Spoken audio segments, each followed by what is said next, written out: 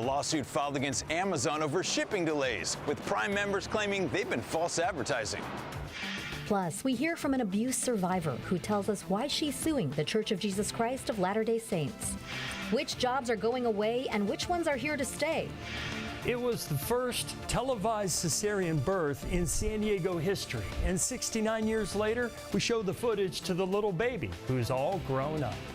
And a big announcement expected from former President Donald Trump any minute now. CBS 8 News Live at 6 starts now.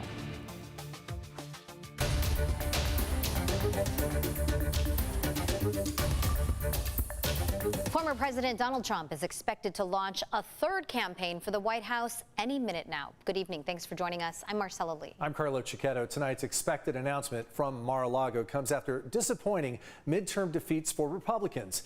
Party insiders have also warned the former president to hold off on any announcement until after Georgia's Senate runoff in 3 weeks. But Trump 2024 flags are already flying outside Mar-a-Lago, and people are selling campaign paraphernalia nearby.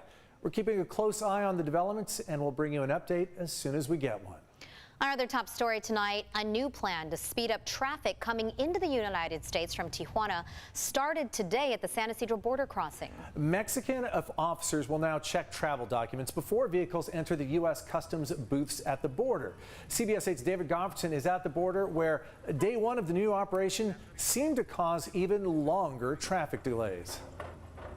Drivers entering the United States at the San Ysidro border crossing here are used to seeing U.S. Customs officers do preliminary checks of documents before crossing up to the U.S. Customs booths. But today was the day Mexican officers were supposed to start doing those document checks, supposedly to speed up traffic at the border. But in the Sentry Lane, traffic was jammed up more than usual Tuesday morning as a group of Mexican officers stood on the side of the road.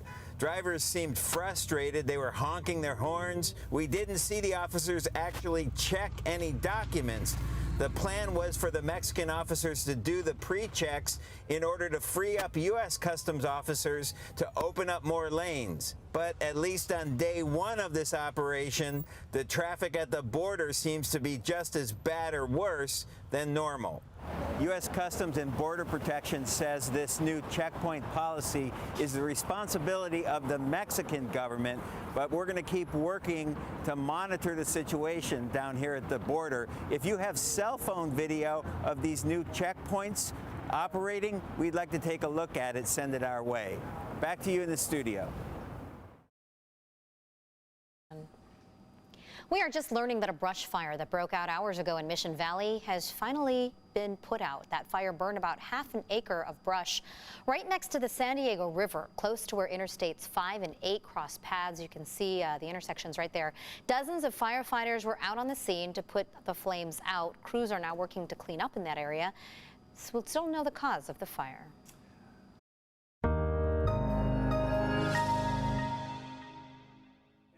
Right now causes a little worry because Santa Ana winds are set to blow through Southern California this week. Chief Meteorologist Carlene Chavis joins us now with a first look at the forecast and what we can expect here.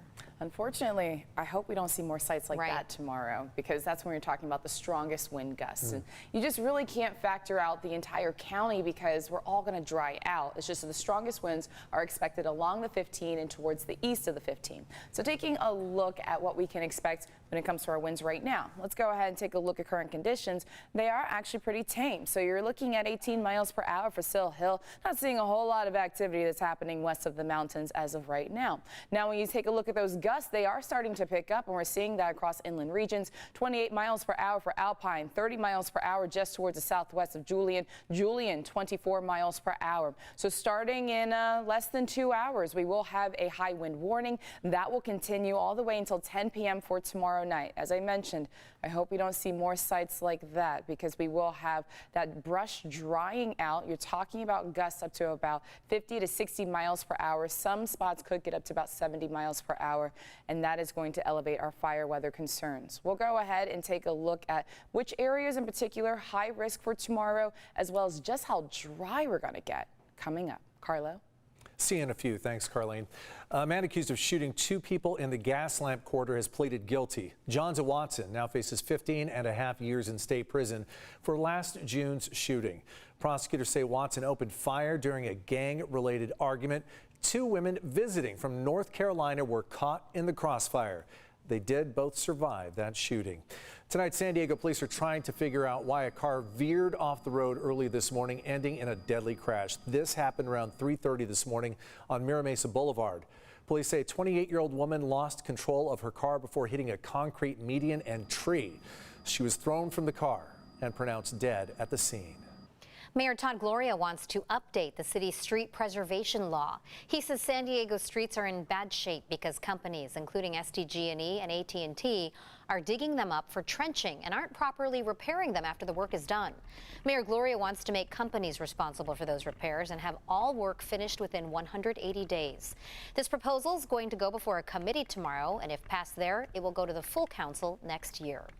We will soon be saying goodbye to all styrofoam food containers in the city of San Diego. Just hours ago, the city council passed a ban on styrofoam products.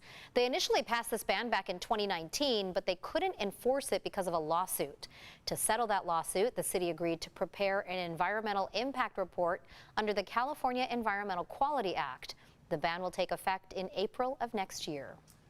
2 San Diego women are suing Amazon in a proposed class action lawsuit against the e-commerce giant over shipping delays. CBS 8's Brian White spoke with one of their attorneys and has the details tonight. The lawsuit was filed in federal court here in San Diego, alleging that Amazon Prime's shipping guarantees have been false advertising.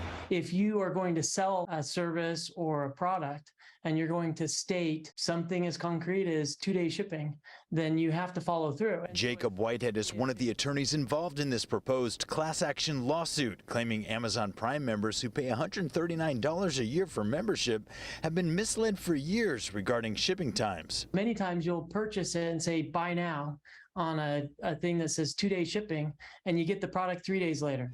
The complaint reads, Amazon's labeling, marketing, and advertising uniformly involves multiple false and misleading statements, as well as material omissions of fact. 2 plaintiffs in the lawsuit, Barbara Britton and Linda Dial from San Diego County, say Amazon's shipping delays have been a major problem for them. Barbara is an old sweetheart, and she relies on a lot of these shipments to come on time. And so she actually started tracking it herself. In addition to robust consumer protection laws, Jacob says California has an unfair competition law that applies here. Amazon has a huge market share. And so when they make representations, they're squeezing other people out, but they're not actually following through at what they promised. Legal analyst Dan Eaton read the complaint and breaks down for us what damages they're seeking. The total value of all Californians at Amazon Prime memberships are refunded to Californians. Plus, because they are claiming fraud, they are seeking punitive damages. So with a potential class action lawsuit like this, just how much could the damages end up being? When you were talking about Amazon.com and you were talking about the largest state of the union, you are talking about a case in which the damages will get into the tens, maybe hundreds of millions of dollars. I reached out to Amazon for comment, but didn't hear back. And this process will play out for many months before class action certification is even considered by the judge, and it could take up to several years even before a resolution is reached. Brian White, CBS 8.